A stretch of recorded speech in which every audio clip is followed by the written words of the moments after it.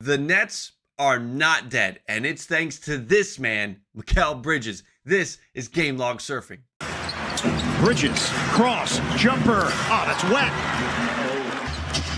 Bridges lines it up. He's got it!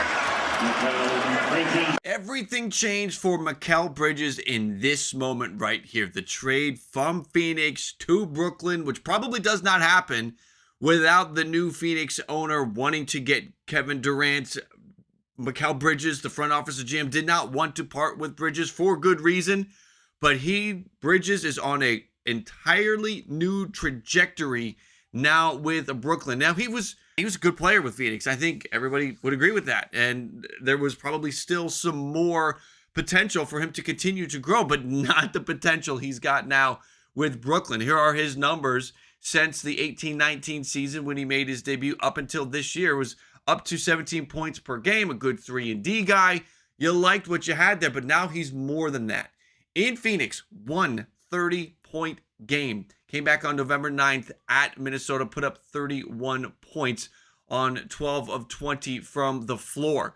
Just one 31-point game back in November with Phoenix. Since the trade, let's take a closer look here. We compare the two. 17 points per game with Phoenix, 25 with the Brooklyn Nets. How about his game scores? It's up to 20.9 from 13.8. Free throw attempts from 3.1 up to 6. Rebounds from 4.3 to 5.5. Field goals up from 13.5 to 16. And the field goal percentage is up from 46% to 53%. All of this while his minutes are actually down 2 minutes per game. So I absolutely love that. You're seeing a little less time on the court, but more productivity, more happening, more efficiency. It's a great change. Again, this is a whole new player with the Brooklyn Nets, or at least we're seeing what this player's max potential. And we're not even at the max potential, but we're starting to see what that max potential could be. We talked about one 30-point game in Phoenix. He's had 3 since coming to Brooklyn. He had one for the first win as a Brooklyn Net against Miami at home. He put up 45 back on February 15th.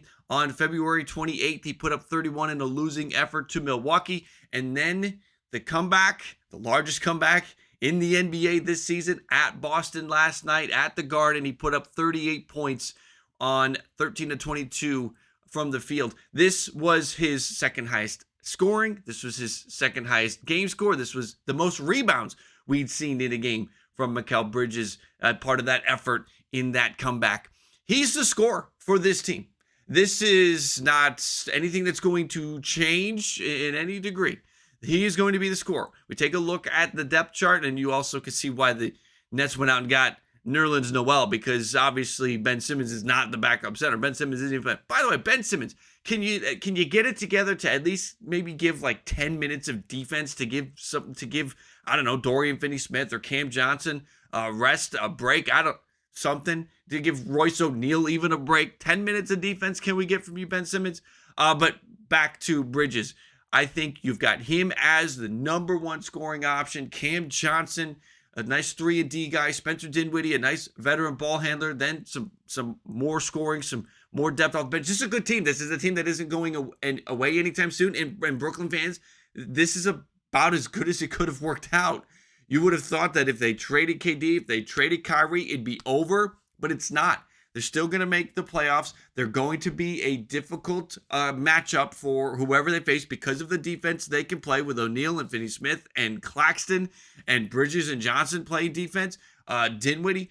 This is a difficult team, and Mikal Bridges is a big part of that. Comment below. Let me know what you think about Mikal Bridges. Are you excited about this new trajectory that he is on? I think that it is exciting. It's great to find a new star in the NBA. And I think as long as he was in Phoenix, maybe behind Booker and Paul, and just the way that was going to work out, maybe he was never going to reach this level. But in Brooklyn, he's the number one scoring option. And I think he's going to continue to flourish under this current situation with Jacque Vaughn, with this team. I'm looking forward to watching Mikal Bridges every night now. Hope you guys are too. that is going to do it for this one, everybody. Make sure to subscribe if you have not yet and hit that like on the way out. I'll add some links to some of my other content for you to check out here now. Again, appreciate you coming in. Thank you for watching my video, and I'll catch you next time.